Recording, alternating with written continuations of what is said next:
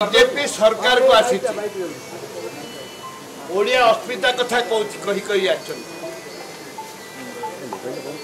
जो ओडिया अस्मिता कथा कहते महामाई गवर्नर पुओ ओडिया ऑफिसर को बाड़े विरुद्ध रे केस ही नहीं गवर्नर आसिले हिंदी रे आरंभ कले जो ओडिया अस्मिता कथा पड़ी स्वाभिमान कथा पड़ी जो देश स्वाधीनता लड़ाई करुला ओडिया पुओ ओडिशा माटी 250 माटी चिपुड़े 200 रक्त बाहर से माटीर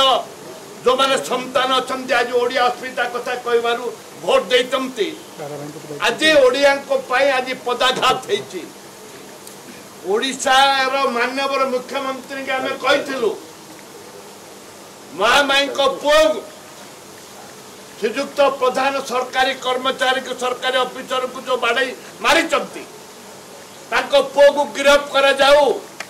विरुद्ध में दृढ़ कार्यानुष्ठान ग्रहण करा जाऊ गवर्नर को विदाय करा जाऊ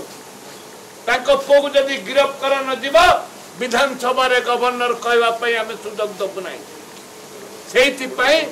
गवर्नर जो आसिले से बेलू गली गवर्नर गो बैक गवर्नर को गिरफ्त करा जाऊ ए आवाज